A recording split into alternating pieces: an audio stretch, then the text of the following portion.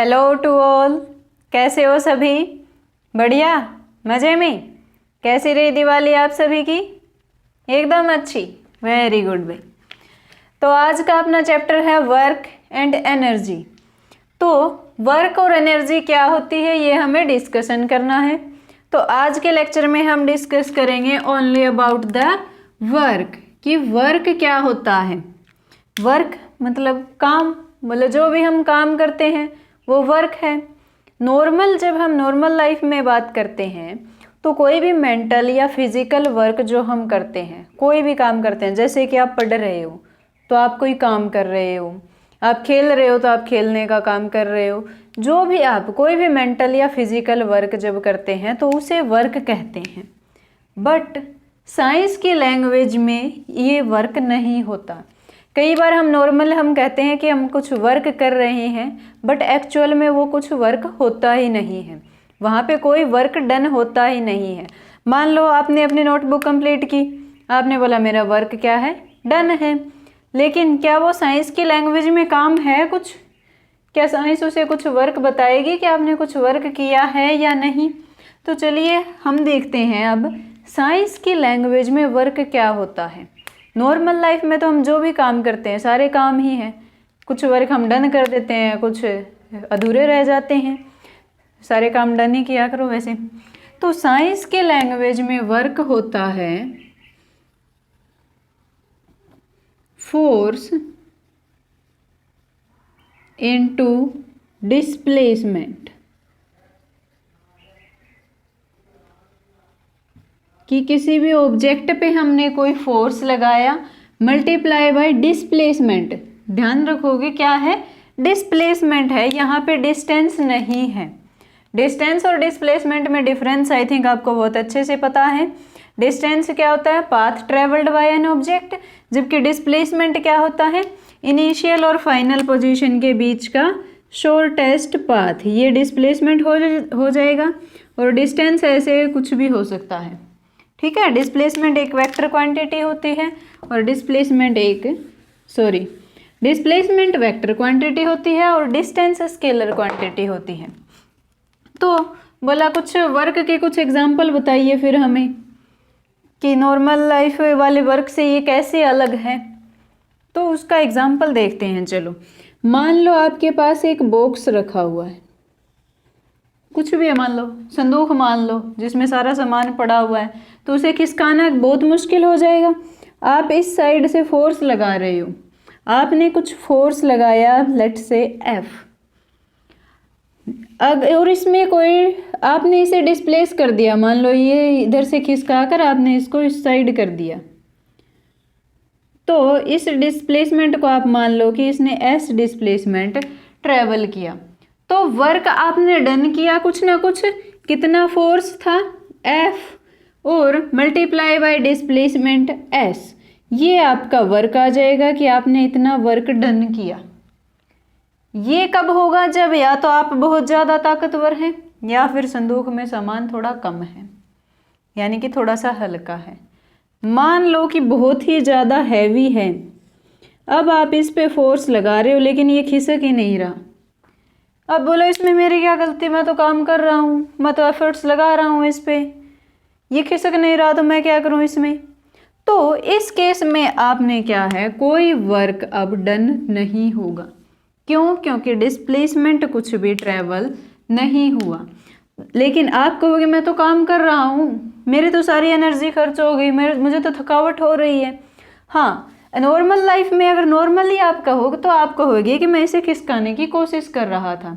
Force तो है अभी भी। फोर्स क्या होता है, जस्ट एफर्ट्स होते हैं, उन्हीं को हम फोर्स बोलते हैं। फोर्स है लेकिन डिस्प्लेसमेंट नहीं है, तो साइंस की लैंग्वेज में हम कहेंगे कोई वर्क आपने नहीं किया। तो ये होता है वर्क। और कुछ और एग्जांपल्स देख लीजिए। चाहे आप मान लो आप साइकिल चला रहे हो, तो जब तक साइकिल चल रही है यानी कि आप फोर्स लगा रहे हो, कुछ ना कुछ डिस्प्लेसमेंट हो रही है, तो वर्क होगा। मान लो सामने से बहुत तेज़ हवा चल रही है, आप साइकिल चलाने की कोशिश तो कर रहे हो लेकिन साइकिल चल ही नहीं रही, तो क्या है, उस केस में कोई डिस्प्लेसमेंट नहीं होगा और आपका वर्क क्या हो जाएगा, 0। अब वर्क की यूनिट्स की बात भी कर लेते हैं साथ साथ, कि वर्क की यूनिट क्या होती है। अब देखो फोर्स की यूनिट क्या होती है, बताओ बताओ। फोर्स की यूनिट होती है न्यूटन, और डिस्प्लेसमेंट की एसआई यूनिट, एसआई यूनिट की बात कर रहे हैं हम, डिस्प्लेसमेंट की एसआई यूनिट होती है मीटर।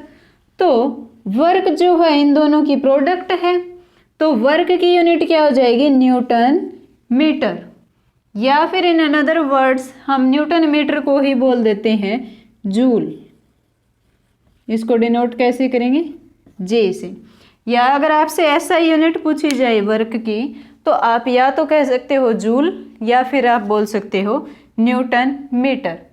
और अगर एक और डेफिनेशन भी बना सकते हैं फिर हम इससे वर्क की, एक डेफिनेशन तो यही है कि फोर्स इनटू डिस्प्लेसमेंट, कि जो हमने फोर्स लगाया उसके वजह से ऑब्जेक्ट कितना डिस्प्लेस हुआ, ये हम देख सकते हैं। और सेकंड डेफिनेशन क्या हो सकती है, अगर मैं पूछूं 1 जूल ऑफ वर्क किसके बराबर होगा, यानी कि जूल वर्क की वैल्यू क्या निकालनी है, 1 जूल। तो 1 जूल ये कब आ सकती है, जब फोर्स अपना हो 1 न्यूटन का और इसने 1 मीटर का डिस्टेंस ट्रेवल किया हो, तो क्या आ जाएगा 1 joule is equals to 1 into 1 newton metre. तो आप 1 जूल को डिफाइन कर सकते हो कि 1 joule work is done when 1 Newton force is applied on an object by which the object displaces by 1 meter। यानी कि किसी ऑब्जेक्ट पे जब हम 1 न्यूटन का फोर्स लगाएं और वो 1 मीटर से डिस्प्लेस हो जाए, अपनी पोजीशन से वो 1 मीटर खिसक जाए, तब वो जो वर्क हमने लगाया उस अमाउंट को हम बोलेंगे कि हमने 1 जूल का वर्क लगाया। ये बेसिकली, इसमें ज़्यादा कंफ्यूज मत हो, ये एसआई यूनिट्स ही है। एसआई यूनिट अगर आपसे पूछी जाए तो आप बता सकते हो जूल या फिर न्यूटन मीटर। नेक्स्ट अब बात आती है कि वर्क स्केलर क्वांटिटी है या फिर vector, whether work is scalar और वेक्टर, स्केलर है या फिर वेक्टर है, दोनों में से कौन सी सही है। सही है कि ये है एक स्केलर क्वांटिटी, ये वेक्टर क्वांटिटी नहीं है। वेक्टर क्वांटिटी नहीं है इट मीन्स इसकी कोई डायरेक्शन नहीं है, इसका सिर्फ मैग्नीट्यूड होता है। अब बोले किसी के मन में सवाल आया कि मैम फोर्स वेक्टर है, फोर्स एक वेक्टर क्वांटिटी होती है, हमें पता है। जो डिस्प्लेसमेंट है वो भी एक वेक्टर क्वांटिटी होती है, तो वर्क को हमने स्केलर क्यों बता दिया कि दोनों वेक्टर वाली से आ रही है, ये तो ये वेक्टर ही होनी चाहिए थी, ये स्केलर क्यों हो रही है। तो चलो वो भी देख लेते हैं। क्या है कि आगे आपको वैसे 11th क्लास में बताए जाएंगे ये 2 रूल, लेकिन फिर भी थोड़ा सा मैं आइडिया दे देती हूँ। जब 2 वेक्टर क्वांटिटीज़ हों, जैसे कि यहाँ पे है फोर्स और डिस्प्लेसमेंट, वेक्टर क्वांटिटीज़ की जब हम प्रोडक्ट करते हैं यानी कि मल्टीप्लाई करते हैं, तो 2 तरीके की प्रोडक्ट हो सकती है। एक हम डॉट प्रोडक्ट कर सकते हैं और दूसरी हम क्रॉस प्रोडक्ट कर सकते हैं। अब यहाँ पे क्या है, ये डॉट प्रोडक्ट है, फोर्स इनटू डिस्प्लेसमेंट, ये भी वेक्टर है, ये भी वेक्टर है। और जब डॉट प्रोडक्ट हम करते हैं तो रिजल्ट हमारे पास आता है स्केलर। 2 वेक्टर क्वांटिटीज की डॉट प्रोडक्ट का रिजल्ट होता है स्केलर और क्रॉस प्रोडक्ट का रिजल्ट होता है वेक्टर। तो यहाँ पे हम क्या कर रहे हैं, डॉट प्रोडक्ट कर रहे हैं। यहाँ पे क्रॉस लगाया, वो ऐसे ही आप डॉट भी लगा सकते हो, क्योंकि इसको मैंने उसमें लिख दिया ना वर्ड्स में, इसीलिए मैंने इस पे क्रॉस लगा दिया था समझने के लिए। बाकी यहाँ पे प्रोडक्ट कौन सी है, डॉट प्रोडक्ट, यानी कि करनी मल्टीप्लाई है, लेकिन डॉट और क्रॉस थोड़ी सी आपको हायर क्लासेस में इनको समझाया जाएगा। बस एक बार थोड़ा सा जान लो कि जब डॉट प्रोडक्ट करते हैं तो जो रिजल्ट मिलता है वो क्या होता है, स्केलर, और जब क्रॉस प्रोडक्ट करते हैं तो जो रिजल्ट मिलता है वो होता है वेक्टर। यहाँ पे डॉट प्रोडक्ट है इसलिए वर्क जो है एक स्केलर क्वांटिटी है, इसकी कोई डायरेक्शन नहीं है। ठीक है बच्चों, और क्या बताना था, हाँ एक बार फिर से लिख देते हैं।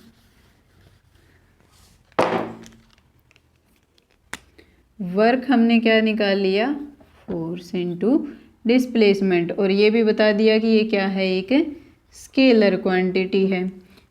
कुछ चीज़ें हम डिस्कस कर चुके हैं। अब मान लो आप जो बॉक्स खिसकाने की कोशिश कर रहे थे, बहुत ही हैवी बॉक्स था, आपसे नहीं खिसका, यानी कि आपके डिस्प्लेसमेंट हो गई वहाँ पे 0।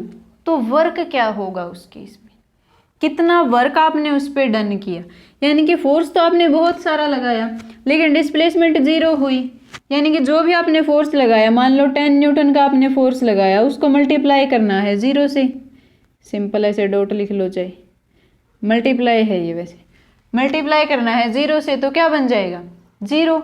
मल्टीप्लाई होने के बाद क्या बन जाएगा 0, तो यानी कि कोई वर्क डन नहीं हुआ। सेकंड, अगर आप यहाँ पे खड़े हो और आपने इस पे कोई फोर्स ही नहीं लगाया, आपने इस पे कोई फोर्स ही नहीं लगाया, मैंने आपको कहा उसे खिसकाने का, आप आराम से खड़े हो, तो क्या होगा, कोई एफर्ट ही नहीं लगाया आपने। नॉर्मल लाइफ में भी देखो, एफर्ट के बिना क्या कुछ होता है, क्या कुछ वर्क हो सकता है विदाउट एफर्ट्स, बिना एफर्ट्स के कोई काम नहीं हो सकता।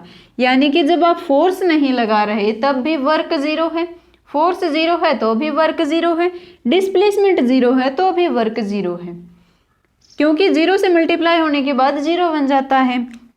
जब आप कोई एफर्ट ही नहीं लगा रहे तो कोई वर्क डन नहीं होगा। डिस्प्लेसमेंट 0, यानी कि आपने एफर्ट तो लगाया लेकिन वो दिख नहीं रहा। नॉर्मली आप बोलते भी हो ना, सारा काम करूँ मैं तो आयो ही को नहीं होगा, तो वो दिखता ही नहीं किसी को, आया कैसे होगा वो, जंगल में नाचा मोर किसने देखा।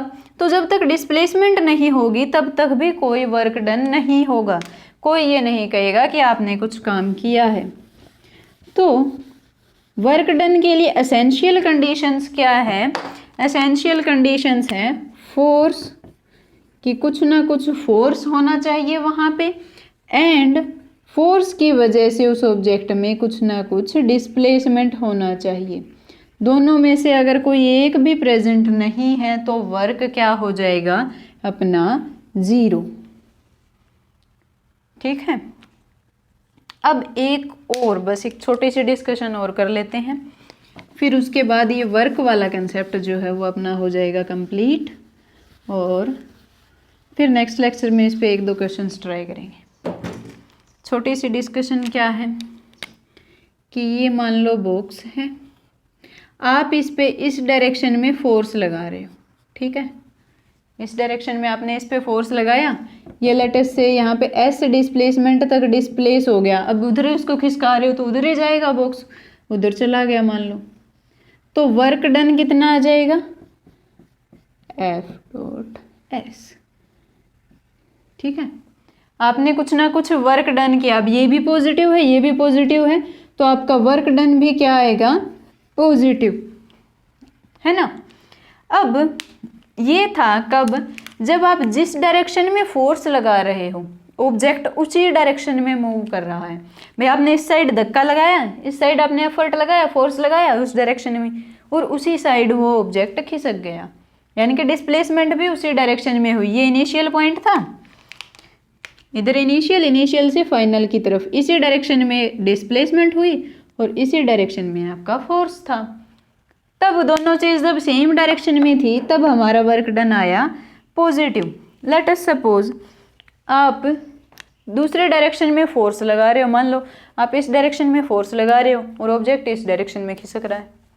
सोचो ऐसा कोई एग्जाम्पल क्या हो सकता है ऐसा कि हम दूसरे डायरेक्शन में फोर्स लगा रहे हैं और ऑब्जेक्ट जो उससे अपोजिट डायरेक्शन में खिसक रहा है, उस कंडीशन में क्या होगा।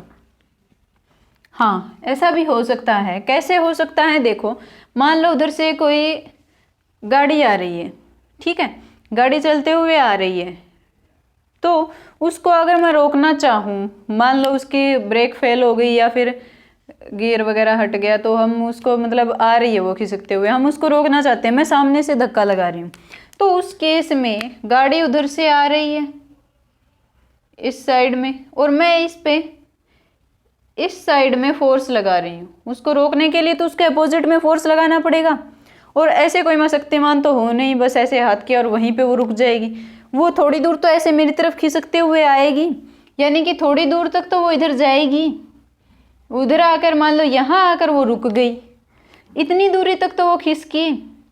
और ऐसे डिस्प्लेसमेंट मान लो इसे, मैंने फोर्स उसको उस साइड लगाया रोकने के लिए, लेकिन वो फिर भी मेरी तरफ खिसकती हुई आ रही थी, यानी कि फोर्स के डायरेक्शन तो ये हो गई और वो आ रही थी मेरी तरफ। डिस्प्लेसमेंट के डायरेक्शन है उससे अपोजिट हो गई, है ना, हो गई ना दोनों अपोजिट डायरेक्शन में, कि वो उस साइड से आ रही थी और मैंने इस साइड में फोर्स लगाया था, तो वो थोड़ी दूर चलने के बाद फिर वो रुक गई।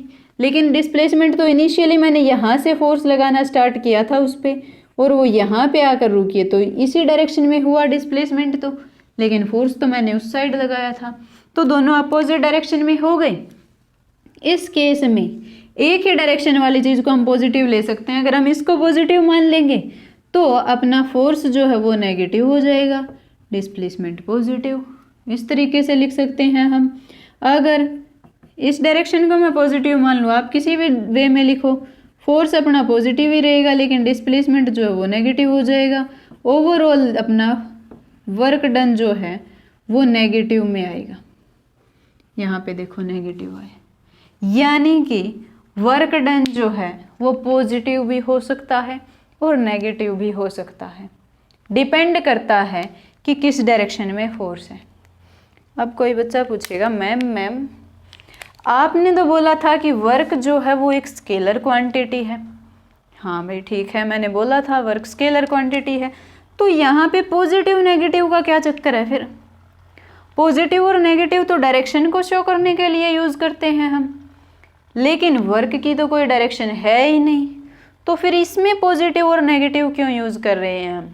हटा क्यों नहीं देते इसको, पॉजिटिव ही क्यों नहीं रख लेते? ये नेगेटिव हम यहाँ से हटा क्यों नहीं देते, नेगेटिव क्यों रख रहे हैं, जबकि डायरेक्शन तो इसमें मैटर ही नहीं करती, ये स्केलर क्वांटिटी है। तो सुनो, इसका भी आंसर देते हैं आपको अभी, कि जो वर्क है वो उसमें डायरेक्शन का कोई मैटर नहीं करता, लेकिन जो फोर्स और डिस्प्लेसमेंट है उनमें तो डायरेक्शन है, वो तो वेक्टर क्वांटिटी है। वर्क का पॉजिटिव होना या फिर वर्क का नेगेटिव होना, इसके डायरेक्शन वर्क के डायरेक्शन शो करने के लिए नहीं है, वो ये बताने के लिए है कि जो हमारे फोर्स और डिस्प्लेसमेंट है वो सेम डायरेक्शन में है या फिर वो एक दूसरे के अपोजिट है। वर्क पॉजिटिव होगा, इट मीन्स दोनों क्या होंगे, सेम डायरेक्शन में होंगे। जिस डायरेक्शन में फोर्स लग रहा है उसी डायरेक्शन में डिस्प्लेसमेंट हो रही है।